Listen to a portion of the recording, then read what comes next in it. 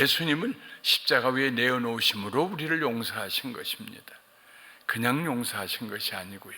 그러므로 하나님의 사랑은 고통이 수반된 사랑이었다고 목요일 아침 말씀을 드렸습니다. 예수님의 고난, 그것은 단순히 고난으로 끝나는, 우리가 감정적으로 아이고 얼마나 아프셨을까, 얼마나 쓰라리셨을까 이런 정도로 끝나는 것이 아니고, 그가 고난 당하심으로 우리가 하나님과 화평을 누리고, 로마서 5장 1절에도 그랬습니다. 성령님으로 말미암아 우리가 하나님과 화평을 누린다. 화평을 누리고, 그리고 또 예수님이 우리를 대신에 징계를 받으심으로, 징계는 잘못하면 회초리 맞는 거잖아요. 예수님께서 우리가 하나님 앞에서 맞아야 될 모든 징계를 다 당하셨습니다. 그렇게 하심으로 우리가 나음을 입었다, 치료받았다. 단순한 육신의 치료 그 이상 영혼의 치료, 우리의 삶의 회복, 세월의 구원. 세월은 우리가 사는 모든 시간과 경험과 관계와 만남이 다 포함된 것입니다. 예수님이 십자가 위에서 우리를 구원하실 때 우리의 세월을 구원해 주셨습니다. 지난 세월도 구원해 주시고, 지금도 구원하시고, 앞으로는 세월도 구원하시고. 그러므로 우리는 예수님의 고난을 정말로 잘 기억하려면 예수님이 왜 고난당하셨는가, 고난당하심으로 우리에게 무엇을 주시려고 했는가, 그걸 믿음으로 받아들여야 한다는 말씀입니다. 그러면 성령님은 어떤 고난에 참여하셨을까요? 예수님이 십자가에 못 박혀 돌아가시고 장사되고 난 다음에 로마서 1장에 보면은 성결의 영으로 부활하셨다고 기록이 되어 있습니다. 이 성결의 영은 성령님이십니다. 예수님께서 아버지, 그럼 나 이제 누워요. 사흘 후에 나 깨나게 해주세요. 그리고 사흘 후에 예수님이 혼자 일어나신 거 아닙니다. 철저히 고난당하시고 철저히 죽으셨어요. 내 영혼을 아버지 손에 맡기나이다. 그리고 사흘이 지난 후에 성령님께서 예수님을 죽음에서 일어나게 하셨습니다. 그러므로 성령 하나님도 이미 예수님의 고난에 동참하고 계셨어요. 예수님이 십자가 위에 돌아가셨을 때 성령님 외면하고 멀리 계시고 방관자로 계신 것이 아니고, 아버지 하나님과 함께 성령 하나님도 함께 그 고난에 참여하시고, 그리고 무덤 가운데서 사흘 만에 일어나게 하셨습니다. 삼위일체라는 말은 세 분 하나님이 의로우심과 사랑과 영원하심을 비롯한 모든 성품과 행위와 목적과 능력에 있어서 하나라는 것입니다. 상이점을 발견할 수가 없어요. 아버지의 생각과 아들의 생각이 다를 수가 없고, 아들의 생각과 성령님의 생각이 다를 수가 없어요. 모든 것이 똑같아요. 완전하게. 그래서 일체입니다. 세 하나님이 하나이시다 하는 말씀입니다. 실제로 예수님은 그가 세상을 떠나 승천하신 후에 성령님께서 앞으로 무슨 일을 하실 것인가에 대해서 요한복음 16장 13절부터 14절에 이렇게 말씀하셨습니다. 같이 읽어볼까요? 그러나 진리의 성령이 오시면 그가 너희를 모든 진리 가운데로 인도하시리니 그가 스스로 말하지 않고 오직 들은 것을 말하며 장래일을 너희에게 알게 하시리라. 그가 내 영광을 나타내리니 내 것을 가지고 너희에게 알리시겠음이니라. 성령님은 예수님과 상관없는 제3세대의 일을 하시는 것이 아닙니다.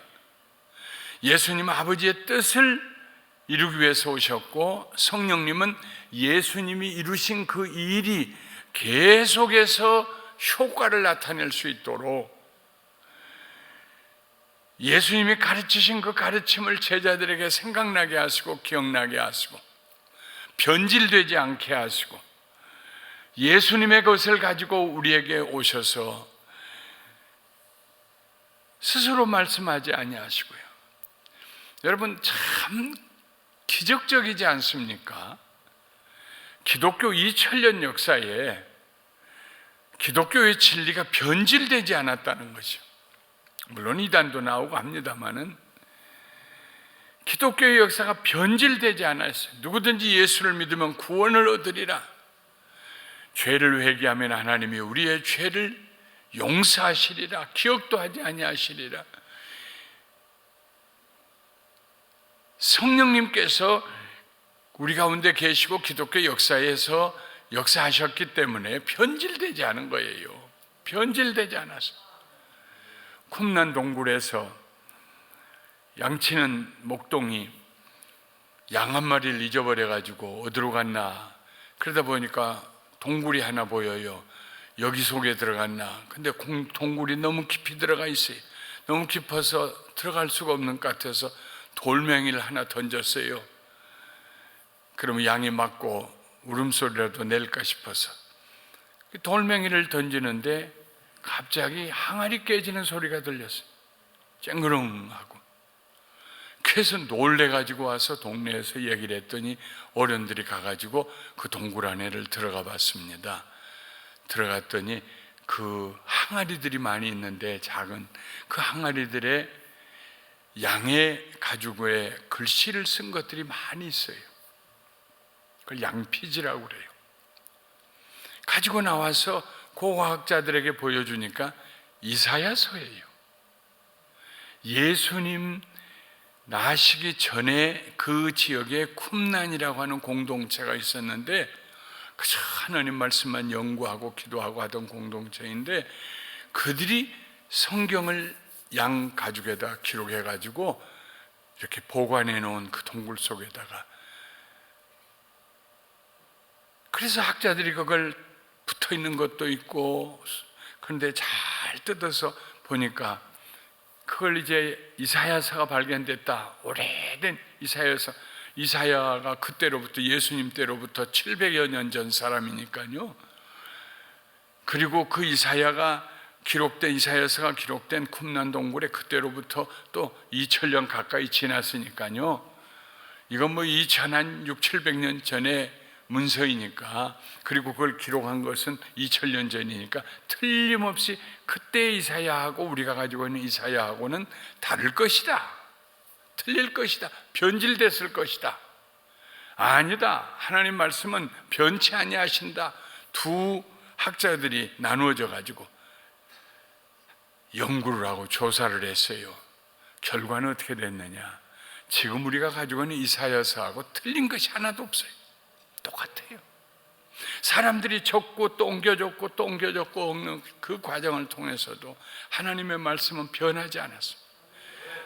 복음은 변하지 않았어요. 이게 누구 때문에? 성령님께서 예수님의 것을 가지고 오셔서 새 걸뭐 만들어서 하신 것이 아니라 예수님의 십자가, 예수님의 십자가의 복음, 하나님의 사랑, 그걸 가지고 와서 우리에게 만나 주셨기 때문에 우리가 아버지라고 하나님을 부르게 되고, 또한 거듭나게 되고 변화되고 새 사람이 되는, 하나님과 화평을 누리게 되고 치료함을 받아서 회복이 돼서 새로운 삶을 사는, 이 모든 일이 누가 하는 일입니까? 성령님이 하시는 것입니다.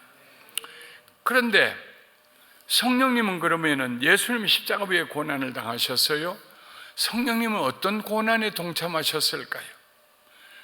오늘 우리가 읽었던 말씀 가운데 성령님이 겪고 계시는 고난이 있어요. 여전히 우리가 연약하기 때문에, 우리 때문에 지금도 성부 하나님께서 심판당해야 될 우리 때문에 당하셨던 그 고통, 죽어야 마땅한 우리를 대신해 죽으셨던 예수님이 당하셨던 고통, 그리고 성령님은 지금 우리 연약함 때문에, 우리가 여전히 연약하기 때문에, 쓸모없기 때문에, 여전히 양과 같아서 각기 곁길로 가기 때문에 말할 수 없는 탄식으로 지금도 성령님께서 고난을 당하신다고요.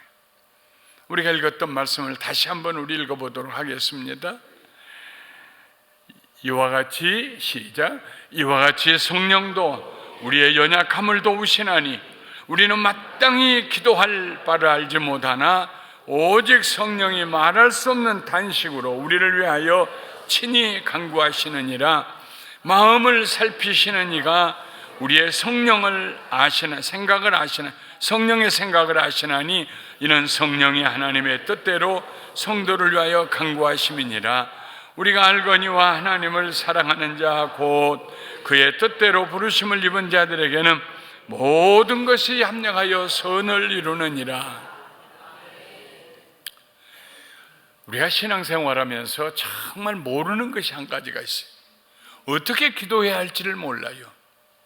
어떻게 기도하면 하나님 마음에 합당한 기도인지를 몰라요, 우리는. 그래서 우리 뜻대로 막 기도합니다. 우리 생각대로, 우리 소원대로요.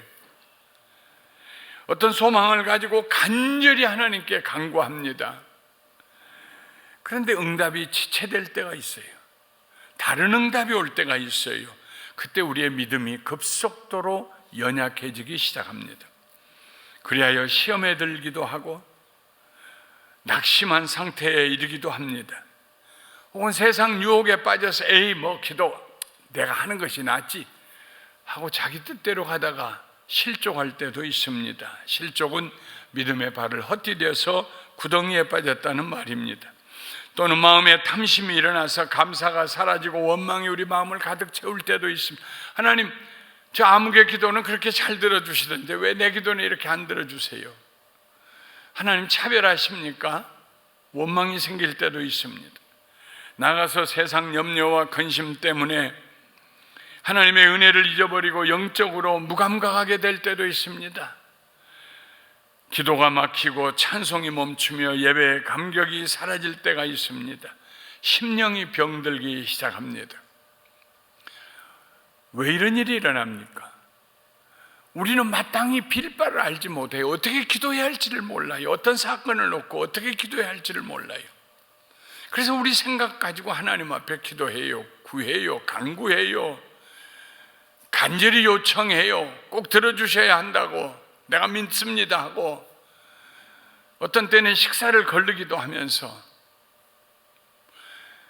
그런데 성령님이 보시면 그것은 하나님의 뜻대로 하는 기도가 아닙니다. 말할 수 없는 탄식으로 우리를 위해서 기도하시는 성령님, 아버지 하나님, 성부 하나님이시여, 저 김영길 목사가 기도하는 것 좀 보세요. 얼마나 간절히 기도합니까? 좀 응답해 주세요. 그렇게 성령님께서 나를 대신해서 탄식하는 것이 아닙니다. 성령님이 탄식하시는 까닭은 내가 하나님의 뜻을 알지 못하고 내 뜻을 이루기 위해서 마치 요나처럼 교만해서 내 생각이 나아요. 하나님 생각보다 그냥 아수로 멸망시키세요. 그리고 다시스로 가는 배를 탔던 요나처럼 나 차라리 죽는 게 나아요. 나 하나 죽고 이스라엘 내 조국이 아수르의 손에서 벗어나는 게 나아요. 그 교만했던 요나, 하나님 끝까지 따라가지 않습니까? 바다 가운데까지, 풍랑 가운데서도 하나님이 요나를 떠나지 않으시죠. 고기 뱃속에서도 떠나지 아니하시죠. 결국은 요나로 하여금 고기 뱃속에서 두 손 들고 하나님 앞에 회개하게 하시고, 내가 이제는 주의 전에 가서 하나님께 제사를 드리겠습니다, 복종하게 하시고. 성령님의 탄식은 그런 것입니다. 우리를 위해서 성령님이 계속 탄식을 하세요.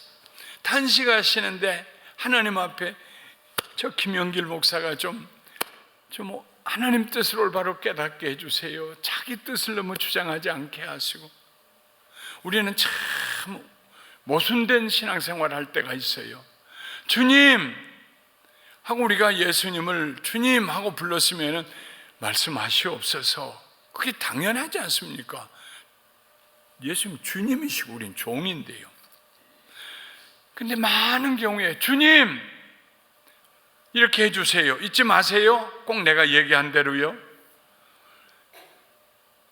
주객이 전도될 때가 있어요. 우리가 자주 사용하는 단어가 인도하시면 따라가야 될 거 아니겠습니까? 주여 저를 인도해 주세요. 그리고 어느 순간 보면 내가 주님 앞설 때가 있어요. 주님 나 따라오시라고, 따라오시면서 일 처리해 주시라고. 신앙생활 하는데 이것이 굉장히 걸림돌이 됩니다. 하나님과의 관계에 있어서. 그때 성령님께서 탄식하세요. 우리를 위해서 탄식하세요. 요한복음 14장 16절과 26절을 연결해서 우리 화면에 나온 대로 한번 읽어보시겠습니다. 시작. 내가 아버지께 구하겠으니 그가 또 다른 보혜사를 너희에게 주사 영원토록 너희와 함께 있게 하시리니 아버지께서 내 이름으로 보내실 성령, 그가 너희에게 모든 것을 가르치시고 내가 너희에게 말한 모든 것을 생각나게 하리라. 갈 길을 알지 못했어요. 각기 양과 같이 우리가 곁길로 갔어요. 영어로 얘기하면 astray 됐어요. 하나님 떠났어요. 길을 잃어버렸어요. 여러분, 길을 잃을 때 오는 감정이 무엇입니까? 혼란입니다. 굉장히 혼란스러운 것입니다. 나이만 들어서 길을 잃는 게 아니에요. 25살쯤 됐을 때 제가 장충 체육관 앞에 크게 삼각지가 있어요. 거기 길이 크게. 근데 항상 거기서 버스 탔는데 갑자기 정신이 혼란이 오더니 여기가 어딘지를 모르겠는 거예요. 그래서 그 장충 체육관 앞에 그 크게 난 삼각지 그 블락을 몇 번을 돌았는지 몰라요. 갑자기 두려움이 밀려오고 이게 어떻게 됐는가 싶고요. 인생을 살다 길 잃어버릴 때 있잖아요. 그때 우리를 인도하실 분은 누굽니까? 성령님이세요. 말할 수 없는 탄식으로 우리를 위해 기도하고 계세요. 여러분과 저를 위해서 말할 수 없는 탄식으로. 할렐루야. 이 말할 수 없는 탄식은 무엇을 뜻합니까? 두 가지로 해석할 수 있어요. 하나는 말로 표현할 수 없는 탄식입니다. 너무 슬프거나 너무 간절하면 말이 나오지 않아요. 말이 맥혀서 목에서 나오지가 않아요. 가슴만 치고. 성령님께서 이 말할 수 없는 탄식으로 우리를 위해 기도하세요. 우리는 마땅히 빌 바를 알지 못하나.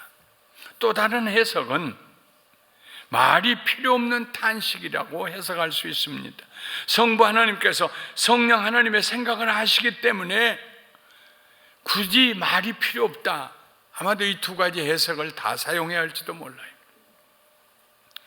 우리를 위해서 탄식하고 계시는 성령님, 그분이 우리와 동행하시고 우리와 함께 하시고 해서 보혜사라는 말은 우리를 돕기 위해서 부르심을 받고 곁에 와 계신 분이라는 뜻입니다. 파라클레토스, 칼레오 하는 말은 부르다 하는 말입니다.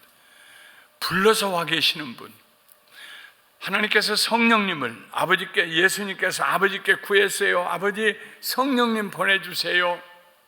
내가 저들을 위해 십자가 위에 죽었는데 저들이 여전히 연약해서 어디로 갈지 모를 것입니다. 여전히 곁길로 갈 것입니다. 성령님 보내서 저들 지켜주세요. 내가 가르친 것을 성령님이 알게 해주세요. 그래서 성령님이 우리를 떠나지 아니하시고 우리와 동행하시면서 말할 수 없는 탄식으로, 하나님, 김영길 목사가 생각 잘하게 해주세요. 올바른 판단하게 해주세요. 감정을 잘 다스리게 해주세요. 구구절절히 하나님 앞에. 사랑하는 성도 여러분, 오늘 아침에도 여러분을 위해서 말할 수 없는 탄식으로 기도해 주시는 성령님이 여러분과 동행하신 것을 믿으시기를 주님의 이름으로 축원합니다. 왜 성령님이 탄식하십니까? 우리의 무지와 고집 때문입니다. 이렇게 해주세요, 저렇게 해주세요 하고 우리가 기도합니다. 우리의 기도의 목표가 정해져 있습니다. 때로는 타협할 수 없는 목표가 됩니다. 하나님, 여기서 조금도 모자라면 안 돼요. 하나님께서 반드시 그렇게 응답해 주셔야 합니다. 그런데 우리의 기도가 하나님의 뜻에 맞지 않아요. 우리 보기에는 그것이 선한 것 같지만 하나님 보시기에는 선한 것이 아니에요. 우리의 지식과 지혜의 한계가 있기 때문입니다. 그러나 하나님은 모든 것을 다 아시는 분이시오. 하나님 자신이 선하신 분이시요 너희를 향한 내 생각은 내가 하나니 재앙이 아니라 너희 장래에 소망을 주려는 것이니라. 하나님이 우리를 향하신 하나님의 생각은 선하신 생각입니다. 그러므로 말할 수 없는 탄식으로 우리를 위해서 성령님이 기도하실 때에 그 다음에 있는 말씀, 하나님을 사랑하는 자 곧 그 뜻대로 부르심을 입은 자들에게는 모든 일이 합력하여 선을 이루느니라. 누구의 선일까요? 하나님, 지금 이렇게 일이 잘못되는 것 같고 어수선하고 그러지만 하나님께서 축복하시고 도와주시면 이게 다 잘해서 제짝 맞아가지고 끝은 잘 될 줄 압니다. 아니고요, 그건 내 뜻입니다. 그건 내가 생각하는 선입니다. 아버지의 선이 이루어지게 하신다는 말씀입니다. 여러분, 아버지의 선하심이 내가 생각하는 선한 것보다 비교할 수 없이 더 크다는 것을 믿으시기를 주님의 이름으로 축원합니다. 지난 세월 돌이켜보세요. 내가 원했던 것보다 훨씬 더 채워주시는 하나님, 더 좋은 길로 인도해 주시는 아버지. 언젠가도 말씀드렸습니다마는 빌리 그레함 목사님의 사모님 룻 그레함, 아주 개성이 강한 분입니다. 지금은 다 돌아가셨지만 그분이 그런 간증을 했어요. 하나님, 내 기도를 항상 응답해 주시지 않은 것을 감사드립니다. 내 기도를 응답해 주셨다면 저는 7번째 시집 갔을 것입니다. 그렇게 훌륭한 빌리 그레함 목사님하고 사시면서도 마음에 안 맞는 것이 많이 있었던가 봐요. 내 기도 응답 안 해주셔서 감사합니다. 인생을 다 살고 난 다음에 그 남편과 함께 이 세상에서 20세기에 어떤 일을 했는가를 뒤돌아보면서, 저도 그래요. 여러분도 그러실 거예요. 내 뜻대로 되는 그 인생보다 하나님의 뜻대로 되는 인생이 최고입니다. 훨씬 낫습니다. 그러므로 여기서 말씀하시는 모든 일이 합력하여 선을 이룬다는 말씀은 하나님의 선이 이루어지신다는 말씀입니다. 이러므로 우리가 기도해야 할 때 아버지의 뜻이 이루어지게 해주세요. 예수님도 그러지 않았습니까? 만일 예수님의 뜻이 이루어졌으면 어떻게 날 뻔했어요? 이 잔을 옮겨주시옵소서. 그래서 하나님께서 그래, 그럼 그렇게 하자 하고 옮겨주셨으면 어떡할 뻔했어요? 십자가 짊어지지 아니하셨으면 어떡할 뻔했어요? 내 뜻대로 마시고 아버지 뜻대로 해주세요. 비록 우리가 연약해서 시작은 옮겨주세요, 다른 기도를 할 수 있을지 모르지만, 그러나 말할 수 없는 탄식으로 성령님이 우리를 도와주실 때 마지막 우리가 드릴 수 있는 기도는 아버지, 내 뜻대로 마시고요, 아버지 뜻대로 해주세요. 그때 어떤 현상이 일어난 줄 아세요? 열심히 기도하고 목이 아프도록 주여 주여, 주무시는 하나님 깨우는 것처럼 막 부르짖고 막 큰 소리로 하다가 어느 순간에요, 풍랑이 고요해지는 것처럼, 태풍이 잔잔해지는 것처럼 갑자기 마음에 평안이 밀려올 때가 있습니다. 어느 순간 소리 지르기를 멈추고 물끄러미 하나님을 쳐다봐요. 하나님을 묵상하게 돼요. 그리고 아침 이슬처럼 임하는 하나님의 은혜를 체험하고 하나님의 임재하심 아래 잠잠히 머물 때가 있어요. 이것을 영적으로 전복의 순간이라고 합니다. 완전한 복종의 순간입니다. 가자. 예수님께서 일어나서 잠자는 제자들을 깨워서 십자가에 못 박혀 죽으시기 위해서 내려가시는 그 예수님의 그 영혼 속의 잠잠함이, 모든 것이 다 가라앉았어요. 기도하다가 어느 순간에 그 시점에 이를 때가 있어요. 이제까지 내가 원하는 것 가지고 막 하나님 처사처 누구 좀 변화시켜 주세요 막 하고 했는데, 어느 순간 하나님께서 능력을 가지시고 선하신 일을 행하시면은 내가 구하는 것보다 더 좋은 합력하여 선을 이루신 하나님의 역사가 나타날 것이다 하는 믿음이 들어오고 평안해지고 마음의 기쁨이 회복이 되고 찬송이 입에서 나오고 담대하게 되고 다시 일어나서 주님과 동행하는 삶을 살게 돼요. 그 과정에서 고난 가운데서 우리를 떠나지 아니하시고 계속 우리를 위해 기도하시는 분, 탄식하면서 기도하시는 분, 성령님, 여러분 성령님과 동행하시기를 주님의 이름으로 축원합니다. 평생 성령님 떠나지 마세요. 성령님 떠나면 우리가 다시 연약함에 빠집니다. 우리의 삶이 헛되게 됩니다. 성령님은 하나님과 우리의 관계를 화평케 하신, 예수님이 화목시키시고 화평케 하신 그 관계를 끝까지 유지하게 하기 위해서 성령님이 말할 수 없는 탄식으로 우리를 위해 간구하십니다. 두 번째, 성령님께서 또 당하시는 고난이 있어요. 무슨 고난이냐면은 근심하실 때입니다. 근심하실 때, 우리 때문에 성령님께서 근심하실 때가 있어요. 바늘방석에 앉은 것처럼 근심하실 때가 있어요. 딸이 시집 가서 잘 살고 2층 집을 큰 걸 마련했다는 말을 듣고 시골에서 친정 아버지 어머니가 올라왔습니다. 오라고 그래서 아이고 우리 딸이 시집 잘 가서 이렇게 참 좋은 집에서 우리 사위 최고다 그렇게 하고 저녁을 먹고 딸네 식구들은 2층으로 올라가고 아래층에 방 하나 있는 데서 노부부가 잠이 들려고 하는데 뭐라고 소리가 들려오더니 소리가 점점 커지고 그리고 딸하고 사위하고 싸우는 소리가 들려와요. 어떻게 잠자겠습니까? 아침에 일어나서 보니까 둘 다 얼굴이 부었어요. 어떻게 그날 더 거기서 머물 수 있겠습니까? 없는 핑계를 대가지고 우리가 큰일 났다, 깜짝 우리가 뭘 잊어버리고 왔다, 우리 내려가야 된다, 지금 짐 싸가지고 내려가죠. 왜요? 괴로우니까, 근심스러우니까. 저도 그런 경험을 오래전에 했어요.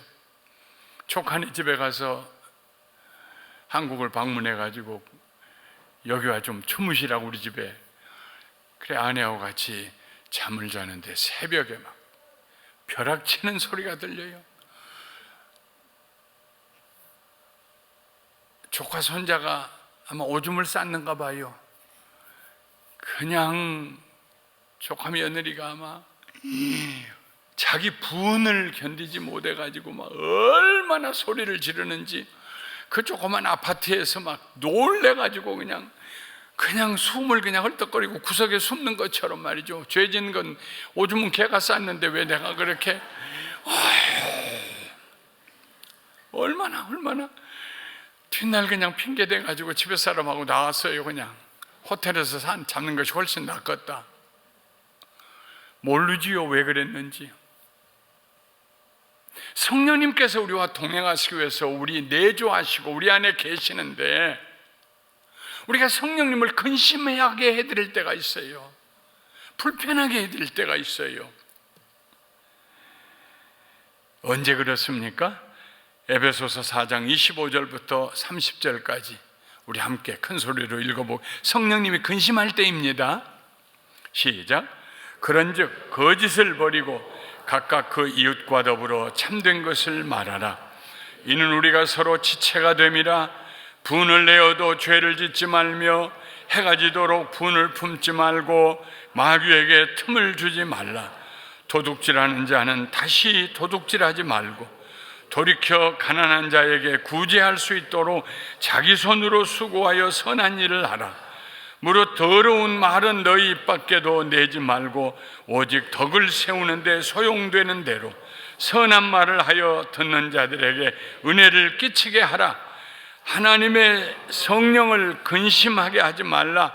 그 안에서는 구원의 날까지 인치심을 받았느니라. 하나님과 우리 사이가 화목하고 화평을 이루어 그 샬롬의 관계, 그 관계가 어긋나게 될 때 우리가 연약해서 우리 마음대로 기도하고 원망하고 내가 주도권을 쥐고 내가 주인이 되고 그렇게 신앙생활을 하려고 할 때 성령님이 우리 속에 말할 수 없는 탄식으로 우리를 위해 기도하세요. 궤도를 다시 이탈하지 않도록 돌아서도록, 그래야 우리의 삶에 하나님의 뜻이, 선하신 뜻이 이루어지도록.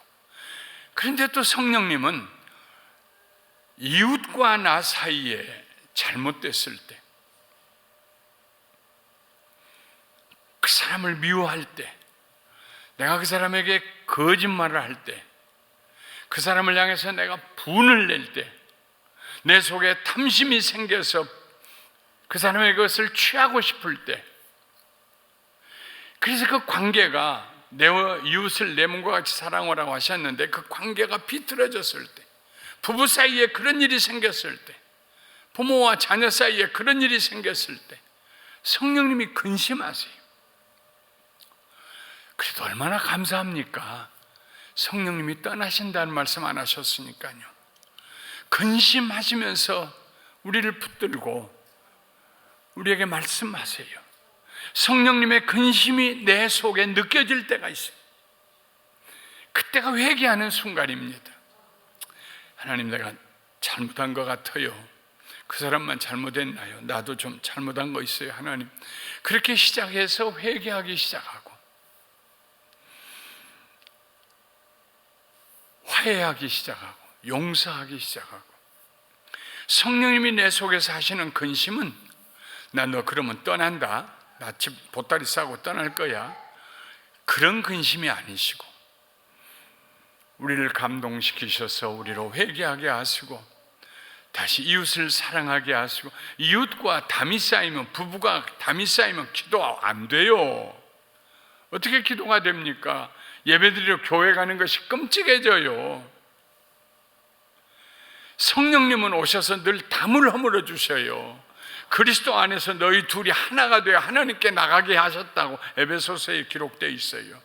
성령님이 그 일을 하세요. 근심하심으로.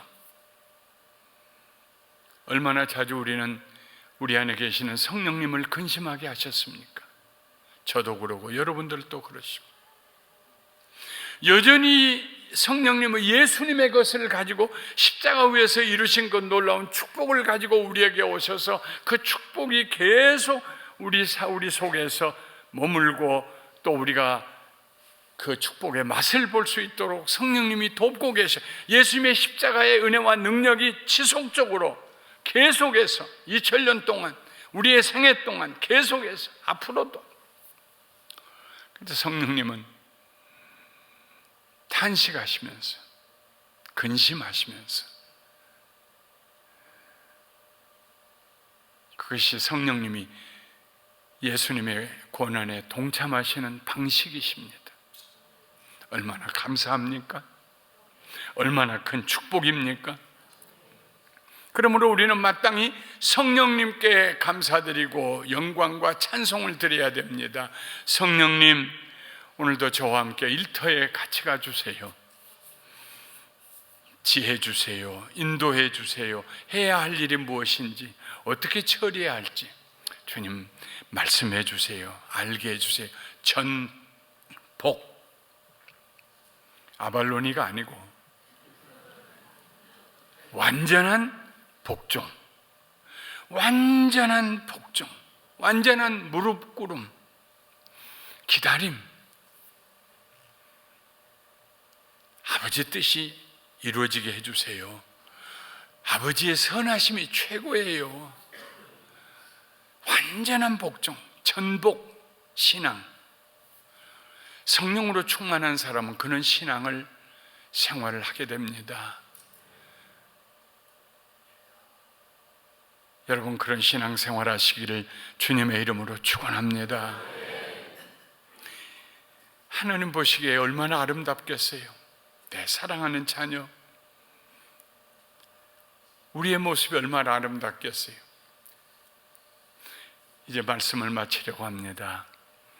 말씀을 마치기 전에 얘기 하나 또 잠깐 하고 마칠게요. 한국에 선교를 다녀와서 한 달 보름 만에 와서 아주 그냥 밤낮이 있는 대로 바뀌어졌어요. 저녁에만 1시간 자고 앉아있고 그랬다는 얘기를 우리 구목사님이 하시니까 여러분들이 저를 긍휼히 여기시고 불쌍히 여기셔가지고 아이고 우리 원로 목사님 나이 들어가는데 너무 안쓰럽다. 그래서 설교가 끝날 때마다 박수를 쳐주셨어요. 그런데 어제 저녁에는 잘 잤어요. 그러니까 오늘은 박수 안 치셔도 되고, 제가 하나님 말씀 전하니까 하나님 말씀을 받는 사람들은 가슴 깊이 그 말씀과 은혜를 꾹꾹 눌러 내리면서 아멘, 아멘, 아멘 하면 됩니다. 우리는 지난 엿새 동안 고난주간을 기념했습니다. 우리는 예수님의 고난을 기념하는 데서 더 나아가 삼위일체 하나님께서 경험하신 그 고난에 동참했습니다. 우리가 받을 심판을 극복하시고 넘어가신 하나님의 한없는 인자하심, 그 인자하심에 감사드리고 그 사랑을 그리워하면서 살아야 합니다. 예수님의 고난이 우리에게 가져다 준 축복, 곧 하나님과 화목하여 화평을 누리는 축복과 모든 상처가 치료받고 회복되는 변화의 축복을 매일매일 경험해야 합니다. 그리고 성령님의 도우심을 받아서 우리의 이기적인 탐심을 물리치고 분을 다스리고 거짓과 욕심을 멀리하고 이 세상 멀리하고 영적 싸움에서 승리하며 우리 안에 계신 성령님이 탄식하고 근심하기보다는 우리 때문에 기뻐하실 수 있도록 그렇게 해드려야 합니다. 오늘 아침 하나님의 사랑과 예수 그리스도의 은혜와 성령님의 교통하심이 이 고난주간을 지나 부활을 맞이하는 우리 모두에게 넘치게 임하시기를 주님의 이름으로 축원합니다.